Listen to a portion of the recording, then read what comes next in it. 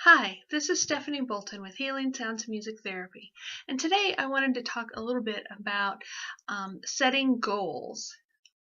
A common thing that happens when people set goals, and this happens to me too, is that we don't set them well.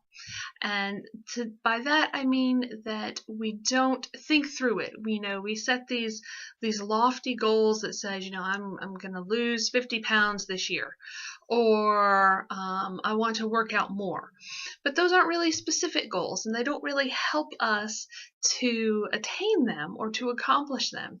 And so we end up feeling frustrated and let down when at the end of a week we look and say, oh, gee, I still haven't lost 50 pounds, or gee, I didn't go work out at all.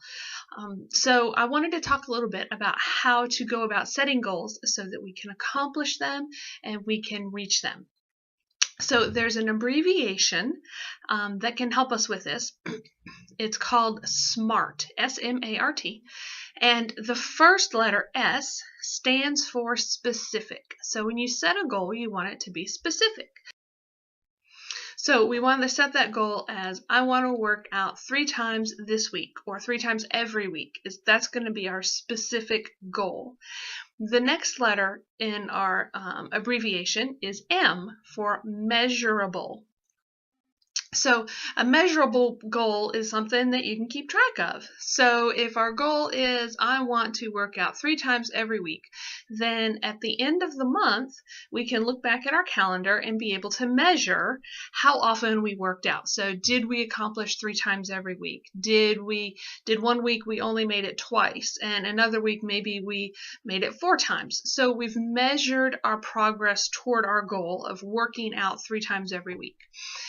The next letter in our word is A for attainable. So when we're setting these goals, we need to ask ourselves, is this something I can really do? Is it attainable? Can I attain the goal of working out 3 times every week?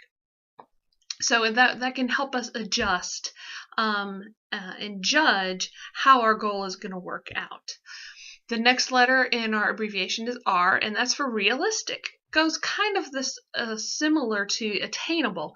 So when we're looking at our goal, I want to work out 3 times every week, is that realistic? When I look at my work schedule, my home schedule, and all the things that I need to do in a week, is it realistic for me to think that I can make it to the gym 3 times? Is that realistic? So that's another question we need to ask when we're setting our goal. And if the answer is no, really I can't make it to the gym 3 times a week, then I can adjust my goal and make it more realistic. The last letter in SMART is T, and that's time frame. And that's also really important because so often we end up setting these goals that have no end in sight. I want to lose 50 pounds. Well, by when? By next week? Well, that's not realistic. But in a year or in 2 years. So my time frame needs to be set. So maybe it's, I want to work out 3 times a week for the next 2 months. Right? I have friends who train for marathons and half marathons, and they have their training schedule set on a time frame like that. This week I have to run 15 miles. Next week I have to run 20 miles. So that's a time frame that they have in mind for their training schedule. But it works just as well if you're setting, regular goals, whether it's reading books or working out more, or you want to learn a new skill. It's to set a time frame and say, by June, I want to be able to do this, and I can do that realistically and attain that goal if I, work out 3 times a week. Then by June, I will be able to accomplish, whatever it is you want to accomplish.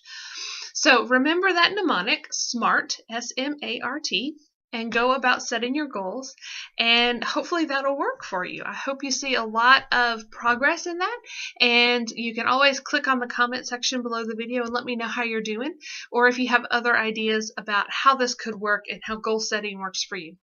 Thanks, and I hope you have a great day. Bye-bye.